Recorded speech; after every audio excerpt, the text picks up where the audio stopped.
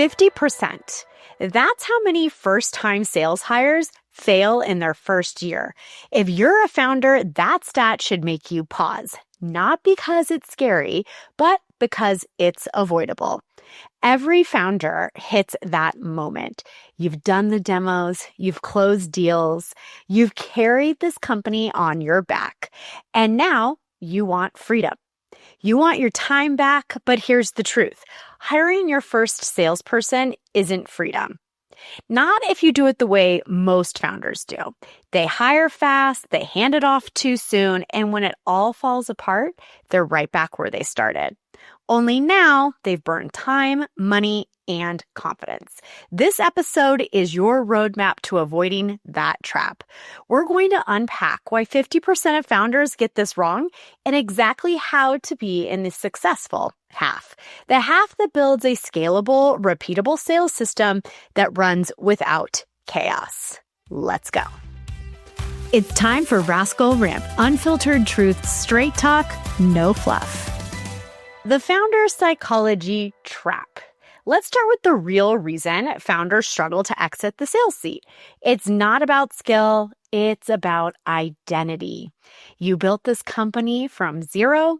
You've been the voice, the closer, the one who knows every customer story by heart. Handing that over feels like handing over a piece of yourself. And yet, you crave freedom. You want to lead, not live in your inbox. That tension between freedom and control is what makes founders sabotage their first hire. Here's how it actually plays out. You finally make the hire. You're excited, relieved, and then the first time they say something differently than you would on a sales call, you flinch. You jump back in. You rewrite their emails. You start thinking, maybe it's easier if I just keep doing this myself. Sound familiar? Well, it's what I call the founder's paradox. You want freedom, but your ego's not ready to let go. And I get it because I've been there. When I first started helping founders build their sales teams, I watched brilliant CEOs hover, overmanage, and quietly kill the very performance they were trying to create. They weren't bad leaders, they were just untrained in this transition. Because moving from founder-led sales into sales leadership isn't just a hiring decision, it's a personal evolution. The Harvard Business Review found that 75% of founders struggle to delegate revenue-critical tasks. And Forrester reported that startups delaying structured sales leadership by even 6 months grow 30% slower the following year. That's not just a missed opportunity, it's a growth stall. So what do you do instead? You evolve. You stop being the only seller and start being the architect of sales. That's why my freedom model was built for you, to give you structure before you hand over the reins. Because when systems replace ego, that's when freedom begins. So here's the science of readiness. Are you really actually ready to hire? Before you post that first sales hire wanted job ad, let's check your readiness because most founders pull the trigger just too early. Here's what you need in place before you hire your first rep. Number 1, proof of concept. You've closed at least 50 deals yourself. Now, I say 50 as a guardrail. This could range dramatically depending on what you sell. But what the point is that if you're still selling mostly to your friends, you're not ready. You just have not started validating for somebody else to sell what you sell. Number 2, defined ideal customer profile. Can you describe your dream buyer in one sentence? And what exactly are you solving for them? What problem? What crisis? What dream are you selling to them? If it's too vague, someone else can absolutely not sell what you're selling. And that's what I call a charismatic sell. A charismatic sell is when a founder, especially when it comes to services, is irresistible to say no to. And because they're backing their own company, people just say yes. And they skip a lot of the sales psychology steps that a rep is going to need to do when they aren't the owner of the company. So if you cannot identify exactly who your perfect person is. If you have not proved product market fit, your rep will not be able to sell for you.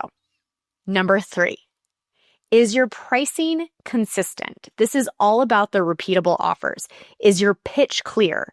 If every deal requires a custom proposal, you're still improvising, and it will be really difficult for a rep to just jump in and be like, let's go. So this repeatable offer, number 3, also includes productization.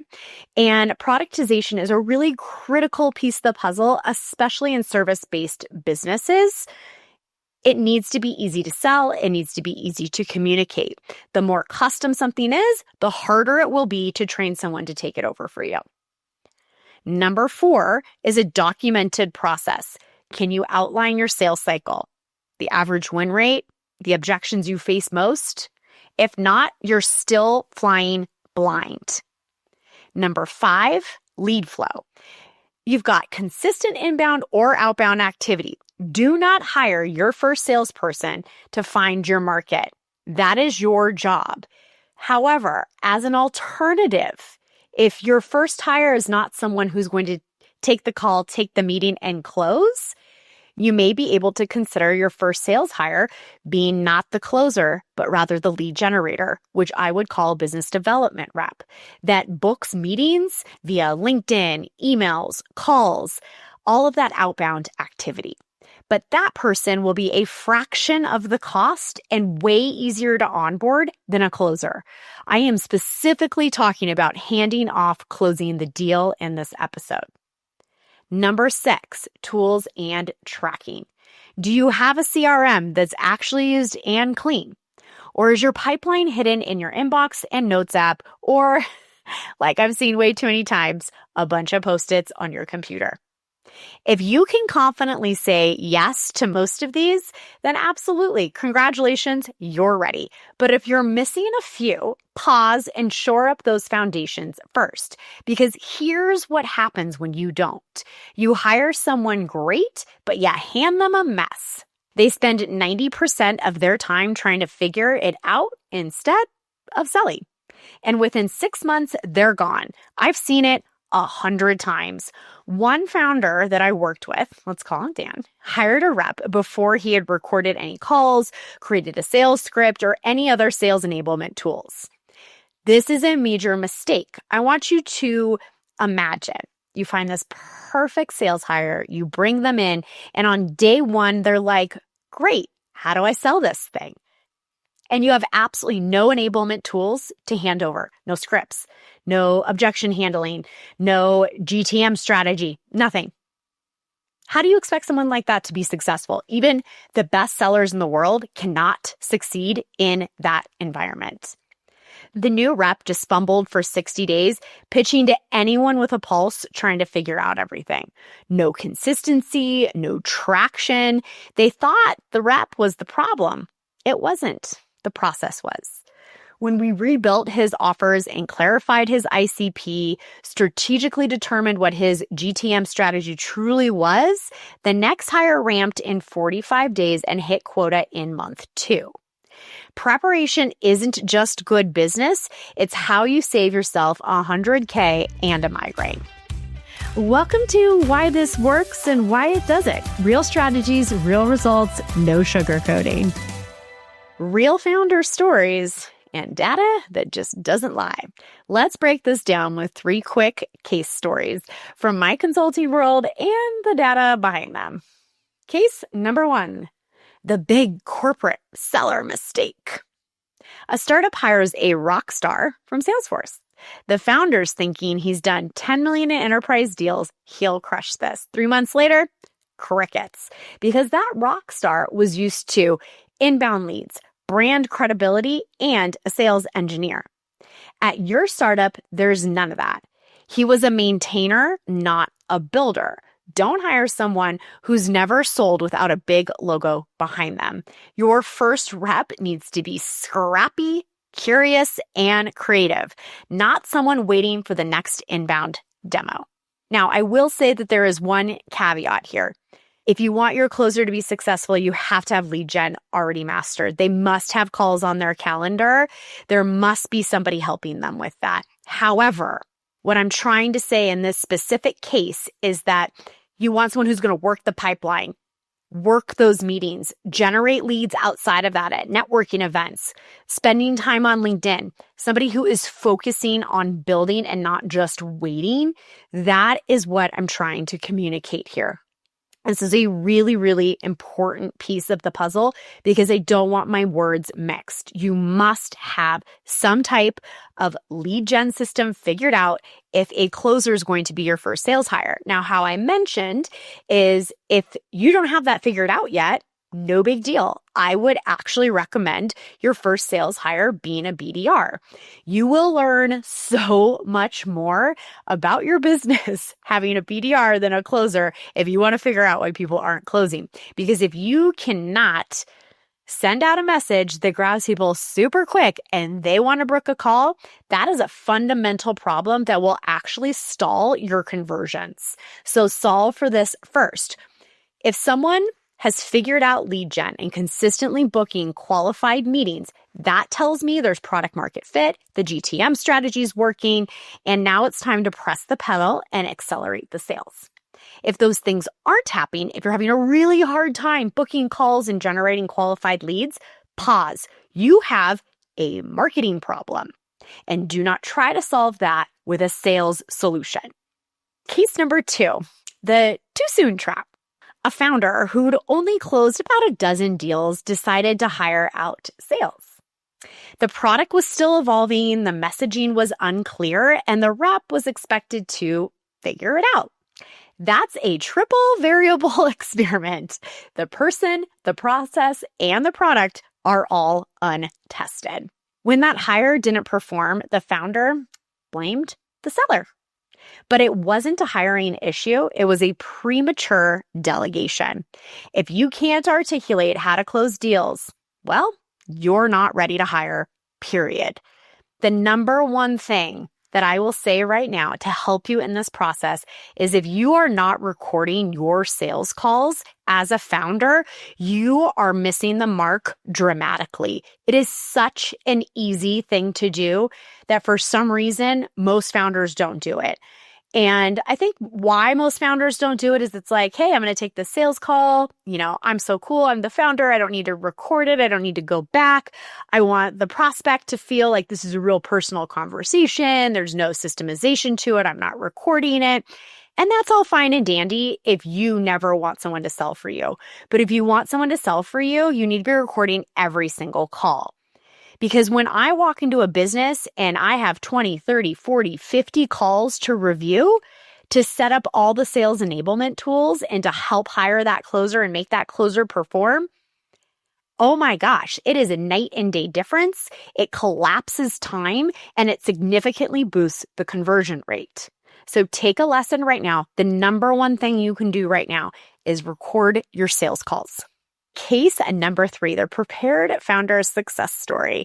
I worked with a founder named Jamie who was exhausted. She'd been selling nonstop and felt chained to her laptop.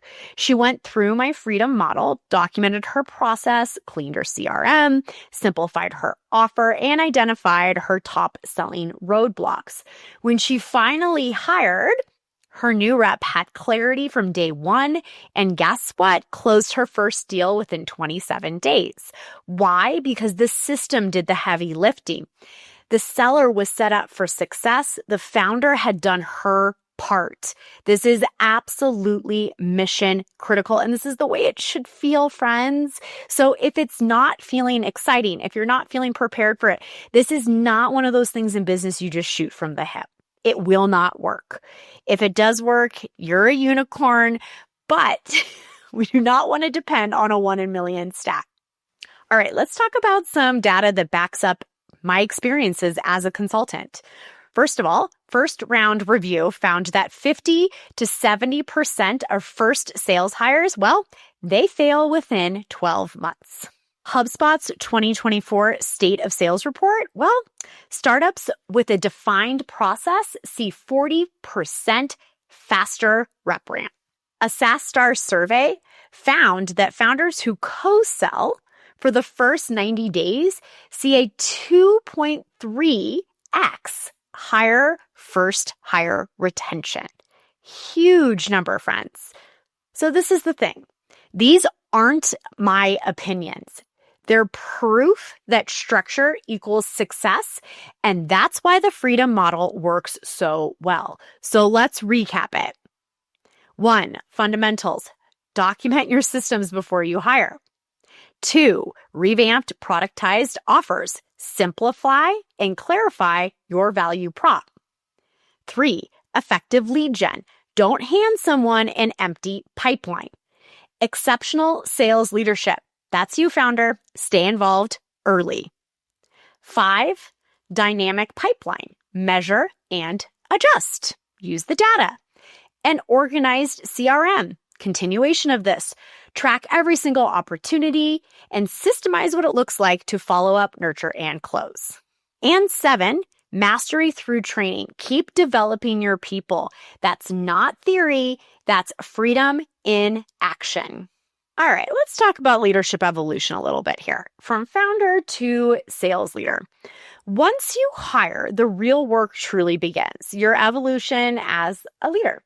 This is a moment most founders underestimate. You think the handoff is the finish line, and it's actually, well, the starting line. Here's how to lead differently once you've exited the sales seat. Number 1, redefine your role. You're no longer the closer, you're the coach. Your job is to create visibility, rhythm, and accountability. 2, run weekly RAV meetings. And if you missed my episode on how to run a RAV meeting, go check it out. RAV, it's rhythm, accountability, and visibility.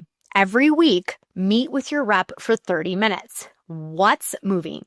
What's stuck? Where are we learning? No decks, no fluff, just truth and forward motion. And I will say, if pipeline reviews are a struggle for you, if you're growing rapidly, let's say you're listening to this and you're not hiring your first rep, this is number 10, 20, or you have such high volume, I want to recommend that you check out Alicio.ai and just book a call with me, and I'm happy to walk you through it. But it's a revenue security layer that lays on top of all of your sales tech tools that actually allows you to execute a RAV pipeline meeting without ever having to go into your pipeline. The AI pulls from all sources and tells you exactly where the opportunities are and the risk. Now, number 3, stay close early. For the first 90 days, co-sell. Be on calls, listen, give feedback. You're not micromanaging, you're transferring wisdom. Build feedback loops. Encourage your rep to bring insights back. You'll learn how the market reacts now, not 6 months later. When founders master this leadership rhythm, they stop being bottlenecks and start being multipliers. You'll go from selling for growth to leading for scale. And for me, the transition from selling for growth to leading for scale is one of the most profound moments in my entire career and business. There's absolutely nothing I love more than mentoring someone into leadership. Now, leadership can be managing people, or it can be self-led leadership where you become your best version of yourself as a seller. That is what I'm passionate about. And I hope when you're listening to this that you're excited to go from selling for growth to leading with scale. All right, so we have determined after this episode, you're like, yes, Michelle, I'm all in. I am ready to hire. So how do you spot that rock star seller? Well, number 1 is ensure that they have what I call a builder mentality. Ask, tell me about a time you had to build your own playbook. Tell me about a time a script wasn't working and you had to change it. Tell me about a time that you got so many no's and what you did to get that yes next time. That resilience, that grit, the ability to be autonomous, to be successful will absolutely help your first seller hit quota. Number 2, curiosity. They ask smart, specific questions about your buyer and product during the interview process. This means they are building a little mini sales strategy in their head, and that's the type of seller you want in your startup. Next is adaptability. They don't get rattled by change, they thrive in it. As we all know, startups are not the same one day to the next day, 1 year to the next day. So someone who loves change, but not just loves it, but embraces it and performs better in it is an absolute green flag for hiring. And 4 is ownership. They talk in we, not they. They see themselves as part of the mission. And I always like to say that early stage reps are like athletes. They need grit, not glamour. All right, rascals, let me ask you this. How much money have you wasted replacing shoes, sneakers, or even bags that could have lasted way longer if only you'd been taken better care of them? I know for me, running from meetings to kids' activities, life gets messy fast. And that's why I always have Jason Mark Quick Wipes on hand. Jason Mark is trusted care to help you get the most out of what you wear. They're not just about cleaning. They're about protecting what you love while protecting the planet. Their wipes are now 100% plant-based and plastic-free, made from renewable lyocell fibers. They're individually wrapped so you can toss them in your bag, your car, or like me, your kids' backpacks. And it's not just convenience. Jason Mark is part of the worldwide B Corp movement, meeting the highest standards for social and environmental impact. They're EPA Safer Choice certified, so you know the formulas are safe for your family. And their products are USDA, bio-based, and certified biodegradable. That means no harmful junk like PFAS or VOCs. Just high-performance care that keeps your stuff looking fresh while doing right by the planet. Personally, as a busy mom and entrepreneur, Quick Wipes are my favorite. They've saved my sneakers from coffee spills, playground dust, you name it. One wipe and I'm ready to walk into my next meeting looking sharp. So here's the deal. Go to jasonmark.com and use promo code RevenueRascals at checkout for 25% off your order. One time per customer. Again, that's jasonmark.com, code RevenueRascals. And remember, this podcast is free thanks to sponsors like Jason Mark. I'm ungating sales strategies people pay me 6 figures for. So go support them, grab your Quick Wipes or your favorite product, and keep your kicks looking fresh. You're in the coaching corner where we stop talking and start taking action. Alrighty, let's go ahead and hit the questions that some founders have submitted regarding this episode on hiring your first salesperson. And as a reminder, you too can also submit a question, and a link is in the show notes.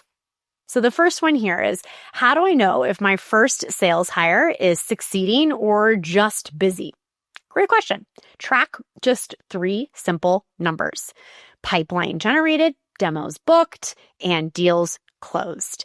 If they're not generating at least 3x their target pipeline by month 3, they're not ramping, they're rehearsing. Keep it simple, friends. Question number 2, how long should it take to ramp? Expect a minimum of 90 days. The first month is learning, the second is building, and the third is producing. Be patient, be present, and don't forget that really critical piece of co-selling together. Question number 3, what if I'm scared to let go? Well, that's entirely normal. I would be concerned if you weren't. But let's remember, freedom isn't found in avoidance. It is absolutely built in systems. You don't need to disappear. You need to lead differently. And most founders I know, and most entrepreneurs I know, are on a personal development journey. So just think of this as another opportunity to grow. Let's bring it home. Rascal wrap-up time. Key takeaways and a resource to keep you winning. So here's the truth. Exiting the sales seat isn't about handing off responsibility. It's about upgrading your leadership. Freedom isn't when you stop selling. Freedom is when your system sells for you. And that's what my Founder Performance Advisory is built exactly to do. Inside, we install the Freedom Model, the exact framework that's helped every single one of my founders successfully hire, ramp, and scale with their first sales rep. Plus, inside of this, it's not just a course. You get my personal advisory to execute. And if you're ready to join the top 50%, the ones who scale sustainably and hire successfully, head to michelleterpstra.com/work with us. Check out how we can support you and book a call. You'll get the strategy, structure, and systems to lead with confidence, and our consulting packages start at just $3,000 a month. And if you're not sure if you're ready, no problem. Jump on over to Substack and grab my free resource, First Sales Hire Readiness Checklist. And this checklist will help you get far fast to prepare for that first sales hire. I want you to think of it as your pre-flight guide to scaling sales without crashing your sanity. Because in the startup world, you don't win by hustling harder. You win by building smarter. Thanks for listening to Revenue Rascals, where we turn bold ideas into predictable revenue and prove that breaking the rules can still build empires. If you love what you heard, do me a favor. Tap the links in the show notes to support our sponsors. They're the ones keeping this show free so I can keep ungating the six-figure strategies that help you scale faster, lead smarter, and take more freedom home with you. And hey, if you think you'd make an incredible guest or know someone who's built something worth studying, email me at hello@michelleterpstra.com. And until next time, stay sharp, stay bold, and stay just a little bit rascal.